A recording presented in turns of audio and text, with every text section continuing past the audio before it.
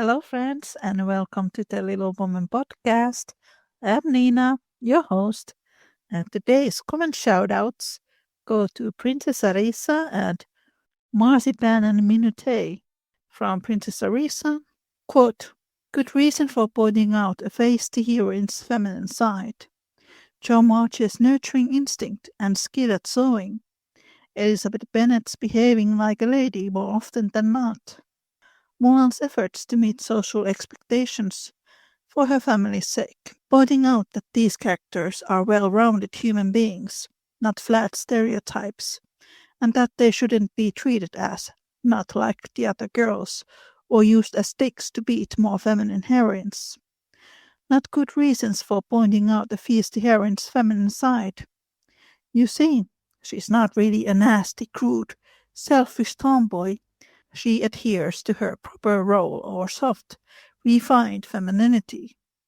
No, she couldn't possibly identify as a trans man or non-binary if she lived in modern times. That is not a valid headcanon. She likes girly things, see. End quote. From Marzipan and Minute, quote, yes, it bugs me that every adaptation leaves out Jo's sewing because it's a complex part of her personality, not because she's really a proper lady all along. Also because she's not just a seamstress, she is a dressmaker. She's cutting and fitting adult women's garments. Do you know how much specialized skill that takes? And especially took back then without reliably available paper patterns. Most women of any social status did not know how to make their own clothing, and yet we have no evidence that Jo was so much as appreciated too as a dressmaker, so presumably she reverse engineered it all herself. End quote. In this episode, Tiffany and I continue to talk about 19th century fashion and dressmaking. This is Little Woman podcast and 19th century fashion in Little Woman. Enjoy!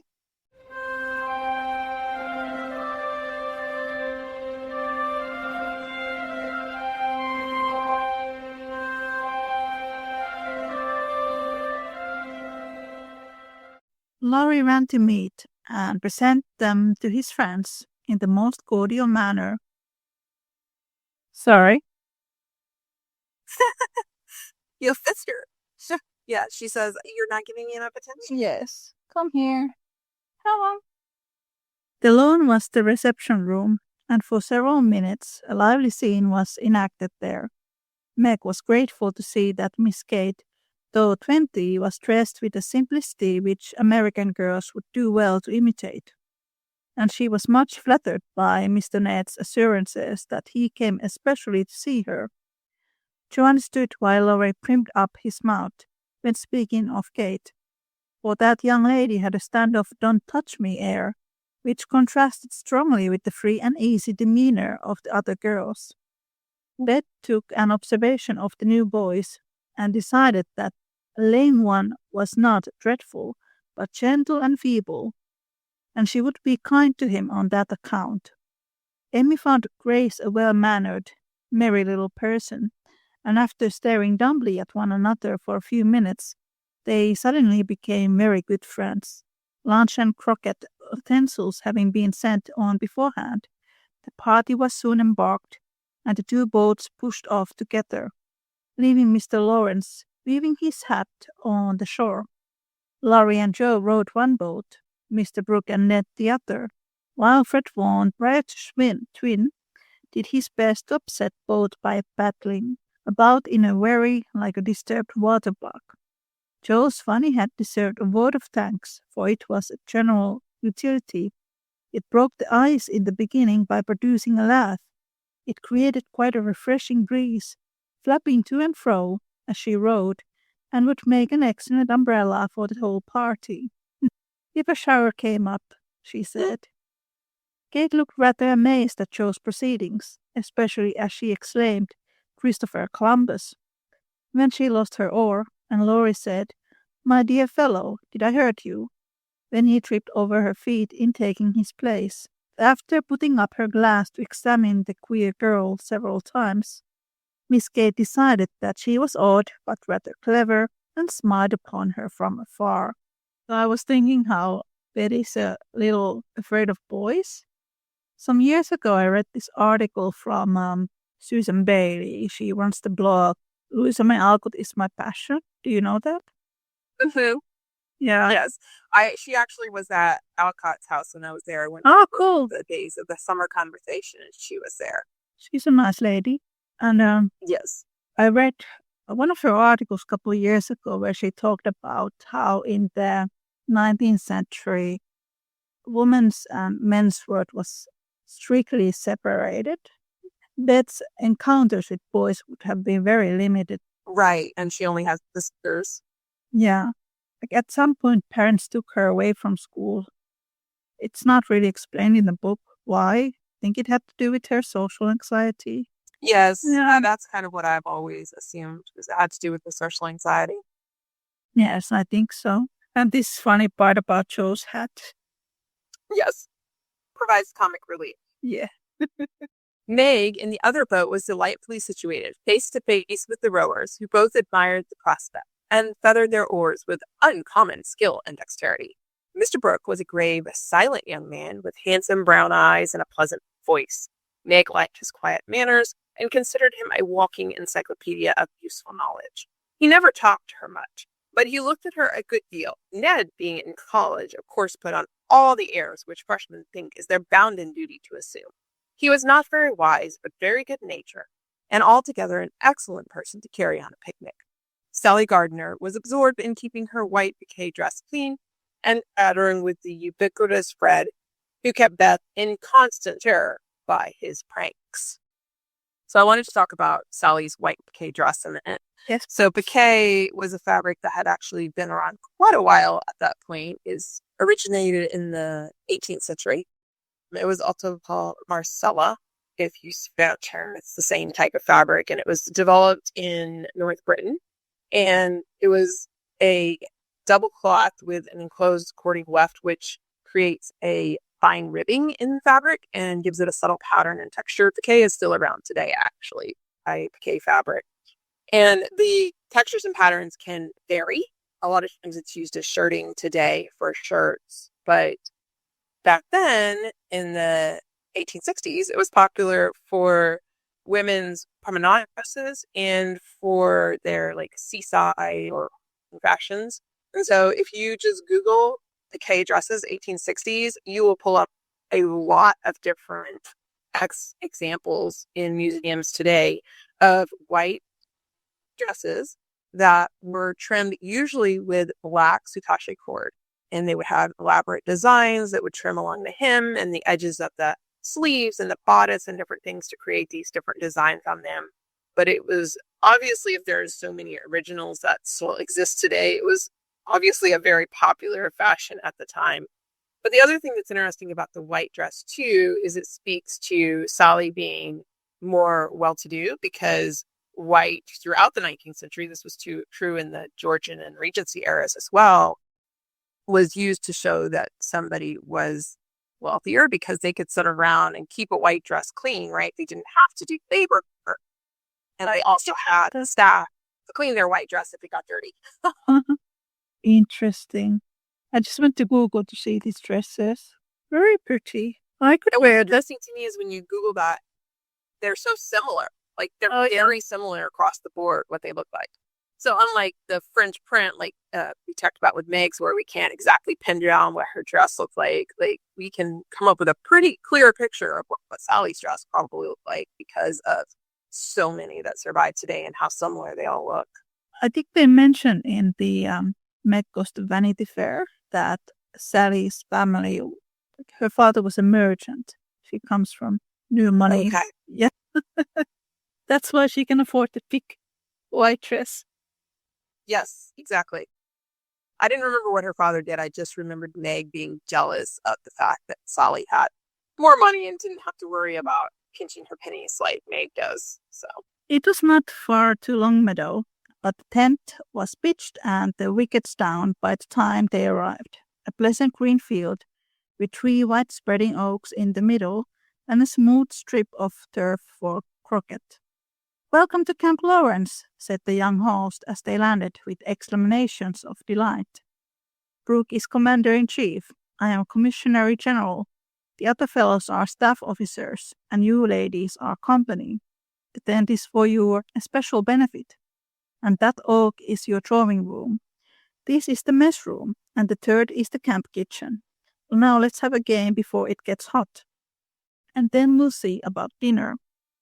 Frank, Beth, Amy, and Grace sat down to watch the game played by the other 8. Mr. Brooke chose Meg, Kate, and Fred. Laurie took Sally, Joe, and Ned. The Englishers played well, but the Americans played better and contested every inch of the ground as strongly as if the spirit of the 79 inspired them. Joe and Fred had several skirmishes and once narrowly escaped high words. Joe was through the last wicket and had missed a stroke, which failure ruffled her a good deal. Fred was close behind her, and his turn came before hers.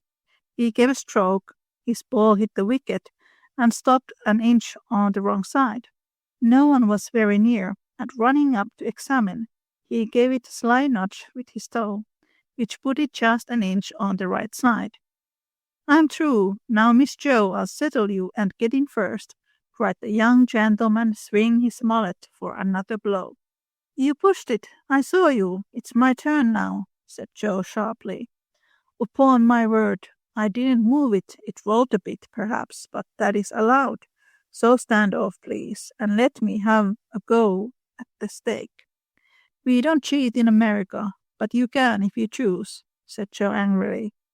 "Yankees are deal the most tricky, everybody knows." "There you go," returned Fred, crocketing her ball far away.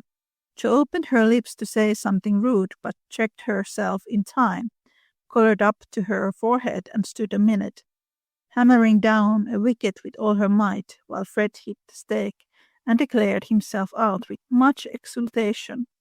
She went off to get her ball, and was a long time finding it among the bushes. But she came back, looking cool and quiet, and waited her turn patiently.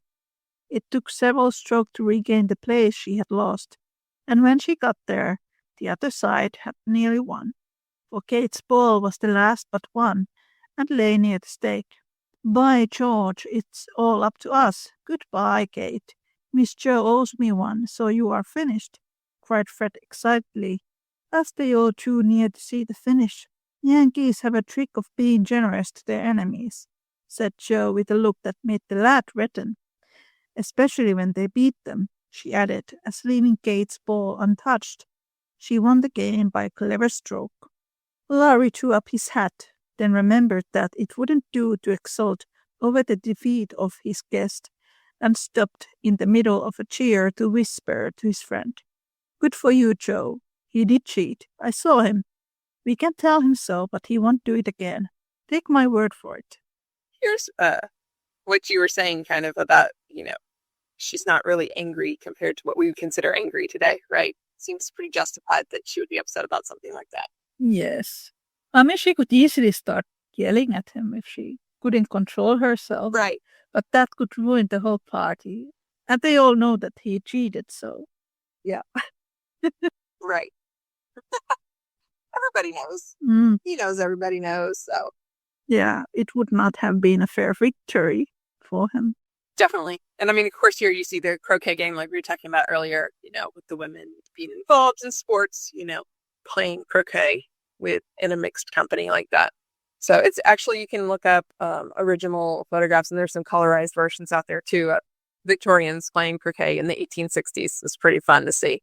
Well, it's been more popular in costumer circles since Bridgerton came out. I think so. Because, they play it in, of course, they call it Pall Mall in Bridgerton, but it's been more of a thing when costumers get together now to bring along your croquet set, whether you're doing Regency or you're doing Victorian, and play a game of croquet. We've done a couple of games in the last couple of years. Meg drew her aside under pretense of penning up a loose braid and said approvingly, "It was dreadfully provoking, but you kept your temper, and I'm so glad, Joe. Don't praise me, Meg, for I could box his ears this minute. I should certainly have boiled over if I hadn't stayed among the nettles."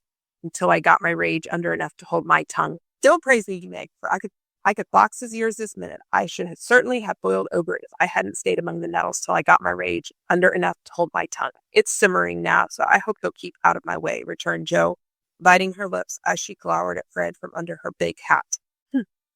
Time for lunch, said Mr. Brooke, looking at his watch. Commissary General, will you make the fire and get water while Miss March, Miss Sally, and I spread the table? Who can make good coffee? Jo can, said Meg. Glad to recommend. So Jo, feeling that her late lessons in cookery were to do her honor, went to preside over the coffee pot, while the children collected dry sticks and the boys made a fire and got water from a spring nearby. Miss Kate sketched, and Frank talked to Beth, who was making little mats of braided rushes to serve as plates. The commander-in-chief and his aides soon spread the tablecloth with an inviting array of eatables and drinkables prettily decorated with green leaves. Jo announced that the coffee was ready, and everyone settled themselves to a hearty meal. For youth is seldom dyspeptic, and exercise develops wholesome appetites. A very merry lunch it was, for everything seemed fresh and funny, and frequent peals of laughter startled a venerable horse who fed nearby. There was a pleasing inequality in the table, which produced many mishaps to cups and plates. Acorns dropped into the milk, little black ants partook of the refreshments without being invited, and fuzzy caterpillars swung down from the tree to see what was going on. 3 white-headed children peeped over the fence, and an objectionable dog barked at them from the other side of the river with all his might and main. There's salt here if you prefer it, said Laurie, as he handed Jo a saucer of berries. Thank you. I prefer spiders, she replied, fishing up 2 unwary little ones who had gone to a creamy death. How dare you remind me of that horrid dinner party, when yours is so nice in every way, added Jo, as they both laughed and ate out of one plate, the china having run short. I had an uncommonly good time that day and haven't got over it yet. This is no credit to me, you know. I didn't do anything. It's you and Meg and Brooke who make it go, and I'm no end obliged to you. What shall we do when we can't eat any more? Asked Laurie, feeling that his trump card had been played when lunch was over. Have games, till it's cooler. I brought offers, and I dare say Miss Kate knows something new and nice. Go ask her. She's company, and you ought to stay with her more. Aren't you company too? I thought she'd see Brooke, but he keeps talking to Meg, and Kate just stares at them through that ridiculous glass of hers. I'm going, so you needn't try to preach propriety, for you can't do it, Jo. Miss Kate did know several new games, and as the girls would not and the boys could not eat any more, they all adjourned to the drawing room to play rigmarole. I always find the games that they play so interesting. Oh, yes, usually they're not something that you really see anymore today.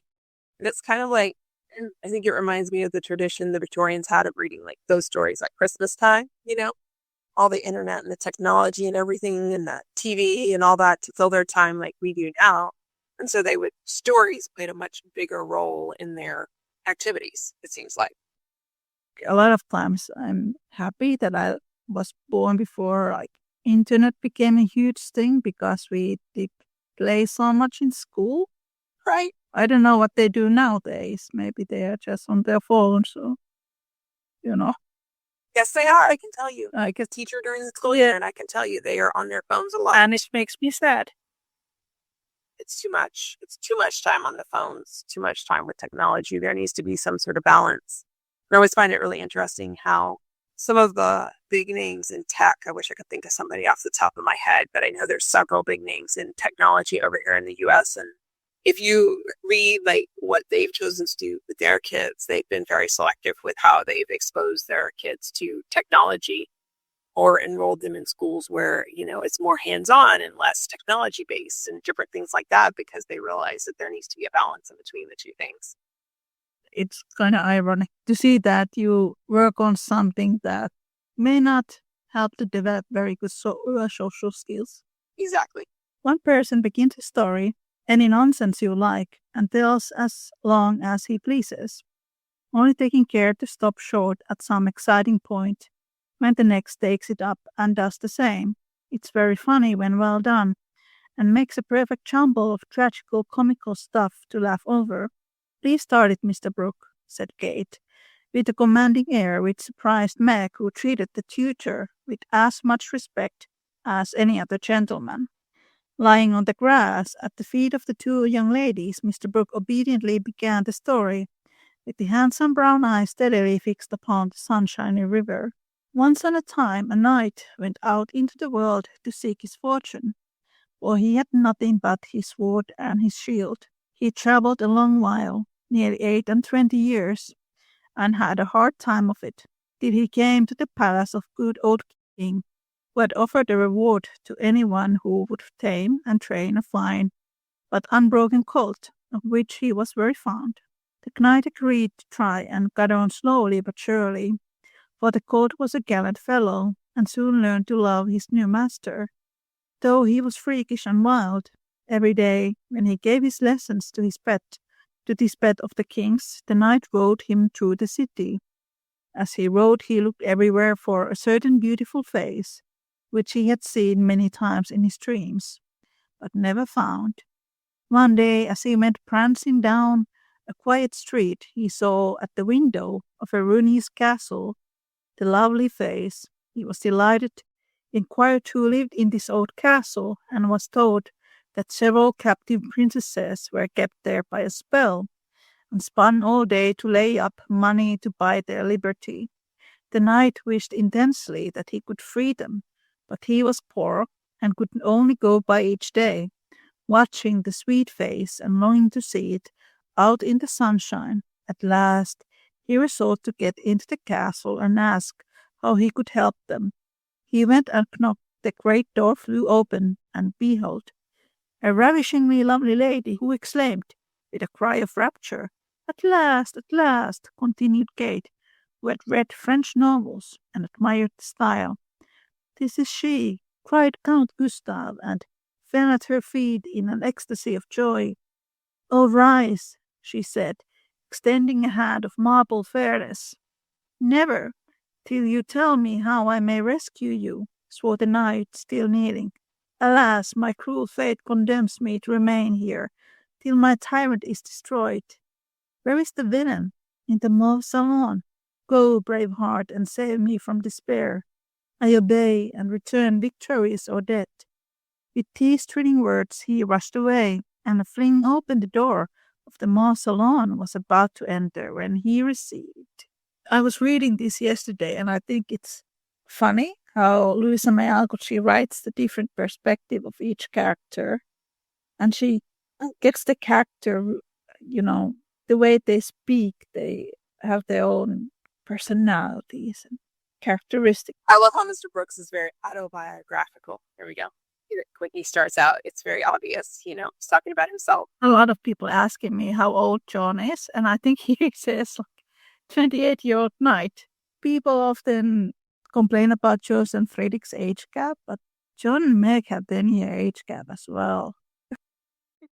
Right. And I mean, it wasn't also super uncommon for that to be, because, man had to be established in some way to be able to financially take care of a wife and kids, right? So if they didn't come from a family with money or titles or whatever, then they had to take some time to make their own way. I know my great grandmother and grandfather had a really big age gap, because it was the same kind of thing. Like, he got established in farming. This was in the Midwest here in the US, and finally got to the point where he owned several farms and was, pulling in good money and felt comfortable enough, supporting a wife and kids, and married a woman that was like 18 years younger than him. It was the same with my grandparents.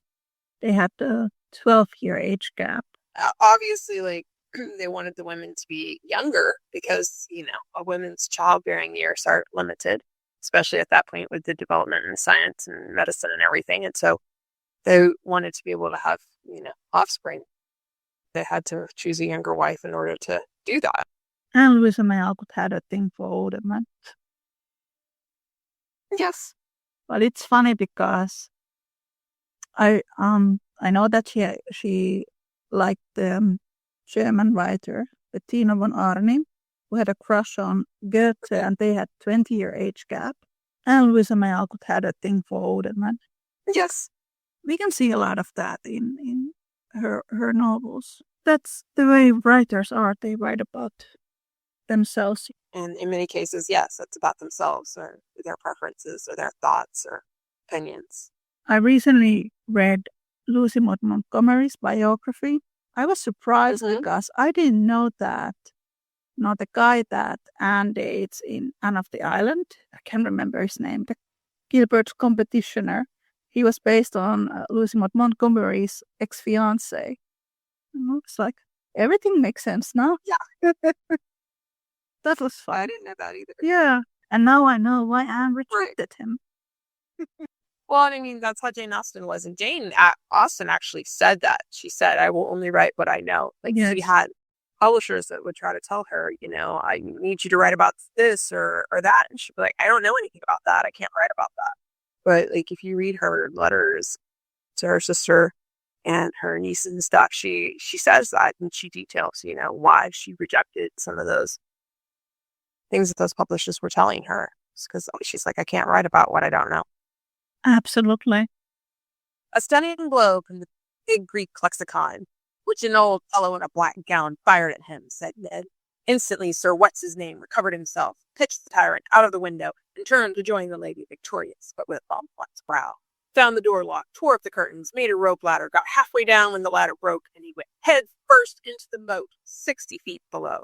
Could swim like a duck, paddled round the castle till he came to a little door guarded by 2 stout fellows, knocked their heads together till they cracked like a couple of nuts. Then, by a trifling exertion of strength, he smashed in the door, went up a pair of stone steps covered with dust a foot thick, toads as big as your fist, and spiders that would frighten you into hysterics, Miss March. At the top of these steps, he came plump upon a sight that took his breath away and chilled his blood. A tall figure, all in white, with a veil over its face and a lamp in its wasted hand, went on Meg. It beckoned, gliding noiselessly before him down a corridor, as dark and cold as any tomb. Shadowy effigies in armor stood on either side. A dead silence reigned. The lamp burned blue, and the ghostly figure ever and anon turned its face toward him, showing the glitter of awful eyes through its white veil. They reached a curtained door, behind which sounded lovely music. He sprang forward to enter, but the spectre plucked him back and waved threateningly before him. A snuff-box, said Joe, in a sepulchral tone which convulsed the audience. Thank ye, said the knight politely as he took a pinch, and sneezed 7 times so violently that his head ha ha laughed the ghost, having peeked through the keyhole at the princesses spinning away for dear life. The evil spirit picked up her victim and put him in a large tin box, where there were 11 other knights packed together without their heads like sardines, who all rose and began to dance a hornpipe, cut in Fred as Joe paused for breath. And as they danced, the rubbishy old castle turned into a man of war in full sail. Up with the jib, halyards, helm hard alee, and man the guns, roared the captain, as a Portuguese pirate hove into sight with a flag, black as ink, flying from her foremast. Go in and win, my hearties, says the captain, and a tremendous fight begun. Of course the British beat. They always do. No, they don't, cried Joe aside. Having taken the pirate captain prisoners, flapped sail over the schooner whose decks were piled with dead, and whose lee scuppers ran blood, for the order had been cutlasses and die hard. Bosun's mate, take a bite of the flying jib sheet, and start this villain if he don't confess his sins double quick, said the British captain. Portuguese held his tongue like a brick and walked the plank, while the jolly tars cheered like mad. But the sly dog dived, came up under the man of war, scuttled her, and down she went with all sails set, to the bottom of the sea, where— Oh, gracious! When shall I say? Cried Sally, as Fred ended his rigmarole, in which he had jumbled together pell-mell nautical phrases and facts out of one of his favorite books. Well, they went to the bottom, and a nice mermaid welcomed them, but was much grieved at finding the box of headless knights, and kindly pickled them in brine, hoping to discover the mystery about them, for being a woman, she was curious. By and by, a diver came down, and the mermaid said, I'll give you this box of pearls if you can take it out, for she wanted to restore the poor things to life, and couldn't raise the heavy load herself. So the diver hoisted it up, and was much disappointed on opening it to find no pearls. He left it in a great lonely field, where it was found by a little goose girl who kept 100 fat geese in the field, said Amy, when Sally's invention gave out. The little girl was sorry for them, and asked an old woman what she should do to help them. Your geese will tell you they know everything, said the old woman. So she asked what she should use for new heads, since the old ones were lost, and all the geese opened their 100 mouths and screamed, Cabbages, continued Laurie promptly. Just the thing, said the girl, and ran to get 12 fine ones from her garden. She put them on. The knights revived at once, thanked her, and went on their way rejoicing, never knowing the difference, for there were so many other heads like them in the world that no one thought anything of it. The knight in whom I'm interested went back to find the pretty face, and learned that the princesses had spun themselves free, and all gone to be married but one. He was in a great state of mind at that, and mounting the colt who stood by him through thick and thin, rushed to the castle to see which was left. Peeping over the hedge, he saw the queen of his affections picking flowers in her garden. "Will you give me a rose?" said he. "You must come and get it. I can't come to you. It isn't proper," said she, as sweet as honey. He tried to climb over the hedge, but it seemed to grow higher and higher. Then he tried to push through, but it grew thicker and thicker, and he was in despair. So he patiently broke twig after twig till he had made a little hole, through which he peeked, saying imploringly, "Let me in! Let me in!" But the pretty princess did not seem to understand, for she picked her roses quietly and left him to fight his way in. Whether he did or not, Frank will tell you. It's quite a tale. Yes. Tons of fairy tales mixed up. Pirate stories. Yes, we have pirates and mermaids and fairy tales and princesses and knights and all of the above, all mixed together. Okay, that John story, the way he starts it, reminds me a bit of Undine and Sintram. It's the book that Joe wants for a Christmas gift in the beginning of Little Woman by the French-German author, and it's based on a medieval ballad. But I don't know about these other ones where they are based on. Yeah, I don't know either. And like the one they said, I guess Ned's was based on one of his favorite, books, but I have no idea what that book is. I tried to Google it, but I don't know which one it is. Then I went to Google 1860 snuff boxes. Very pretty ones here. In Downton Abbey where, I just forgot his name. The guy, the Lord of the House or whatever, he has the collection of snuff boxes, right? And some of them go missing, but it's like a collection of antique snuff boxes. "I can't. I'm not playing. I never do," said Frank, dismayed at the sentimental predicament out of which he was to rescue the absurd couple. Beth had disappeared behind Joe, and Grace was asleep. "So the poor knight is to be left sticking in the hedge, is he?" asked Mr. Brooke, still watching the river and playing with the wild rose in his buttonhole. "I guess the princess gave him a palsy and opened the gate after a while," said Laurie, smiling to himself as he threw acorns at his tutor. "What a piece of nonsense we have made. With practice we might do something quite clever." "Do you know Truth?" asked Sally, after they had laughed over their story. "I hope so," said Meg soberly. "The game, I mean." "What is it?" said Fred. "Why, you pile up your hands, choose a number, and draw out in turn, and the person who draws at the number has to answer truly any questions put by the rest. It's great fun." "Let's try it," said Joe, who liked new experiments. Miss Kate and Mr. Brooke, Meg and Ned declined, but Fred, Sally, Joe, and Laurie piled and drew, and the lot fell to Laurie. "Who are your heroes?" asked Joe. "Grandfather and Napoleon." "Which lady here do you think is prettiest?" said Sally. "Margaret." "Which do you like best?" from Fred. "Joe, of course." What silly question to ask, and Joe gave a disdainful shrug, as the rest laughed at Laurie's matter-of-fact tone. "Try again. Drew isn't a bad game," said Fred. "It's a very good one for you," retorted Joe in a low voice. Her turn came next. "What is your greatest fault?" asked Fred, by way of testing in her the virtue he lacked himself. "A quick temper." "What do you most wish for?" said Laurie. "A pair of bootlacings," returned Joe, guessing and defeating his purpose. "Not a true answer. What you really do want most." "Genius. Don't you wish you could give it to me, Laurie?" And she slyly smiled in his disappointed face. "What virtues do you most admire in a man?" asked Sally. "Courage and honesty."